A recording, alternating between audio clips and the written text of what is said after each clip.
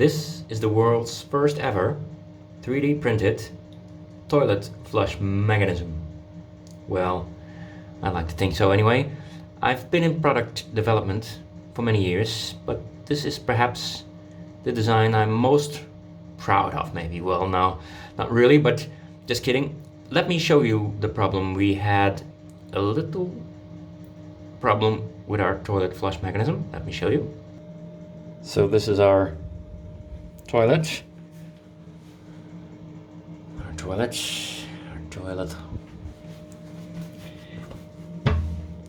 Flush reservoir is a built-in, and at the end of the flush, when the water was almost on top, it just kept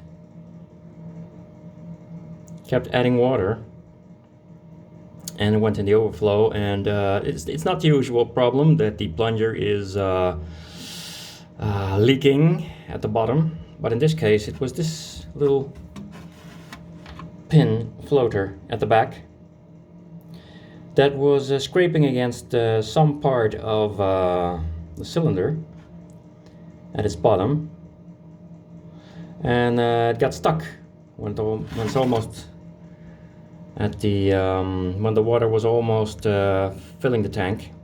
And that's why I have this little rubber band that fixed the problem. A rubber band here just holds this little pin from touching the wall, and thereby it doesn't get stuck anymore. It works perfect. Now the button was also a little bit flimsy of this toilet mechanism, so I decided to take the opportunity and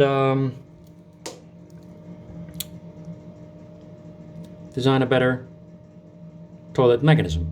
Well, so we have the plunger head in green here. The plunger is there. When you lift it up, it flushes and it goes back again, and it fills up the water tank. And the problem is that this hole, this square hole, is what we have to work with. So now we come to the most important rule number one in 3D printing. Rule number one in 3D printing. First, don't think about any design or how you're going to fix things. First, don't think. Just model the existing world in 3D, so you can later fit the assembly in it and check every dimensions. Otherwise, you'll go back and forth. In the end, it'll take you a lot of time if you don't start first modeling what your design needs to attach to. So in this case, it's just a square, 150 millimeters, yeah, about 60 deep. And what we want is, we want a design. It has a couple of functions. One, it should lift up this plunger. It should maybe push it down again, but that's a point of discussion if that's needed or not. But the second, well, let's call it the third function, is these little things here. The gray square features hold the white in place, so our design must hold this down, otherwise it'll move the entire fixture and the plunger get stuck. It needs to attach to the hole, so that will be function number 4, and I guess I'm going to use the existing screw heads for that. So that's why I've designed 2 walls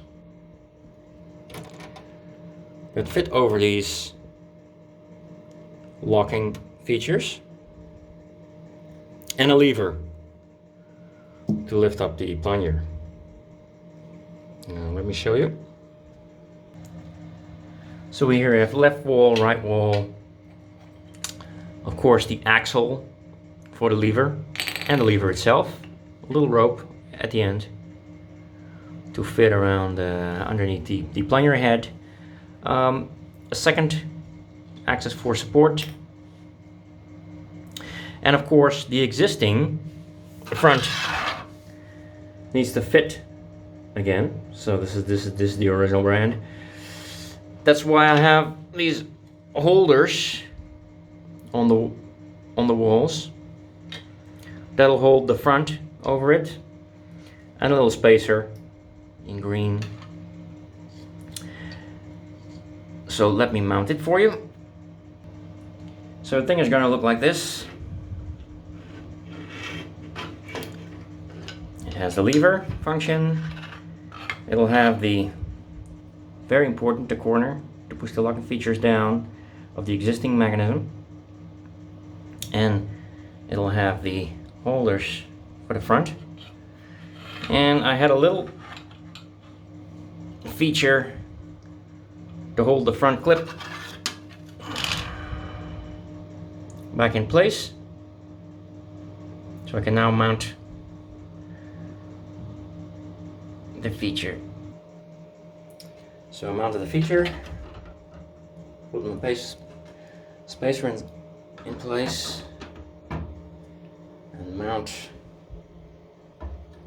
this one. It's almost, you see, that's what you get when you don't first just think, don't think.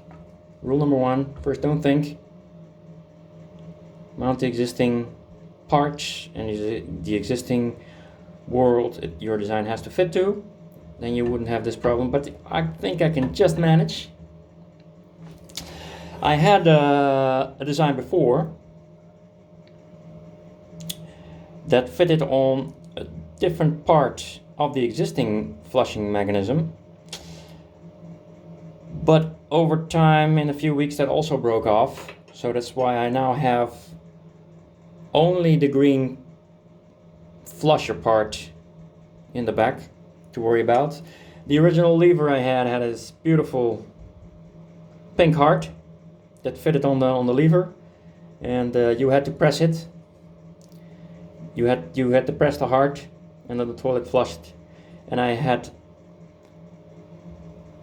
a front hole with a cutout in the shape of a heart. You could just push the heart as the toilet button. So I will reuse this heart. I will pry it off. I glued it with second glue, with quick glue, and I can still use it.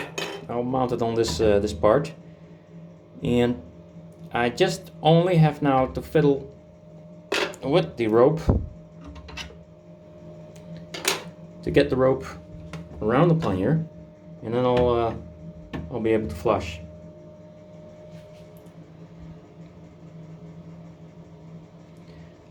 So there you have it. I just need then to mount the screws, and I can flush the toilet again.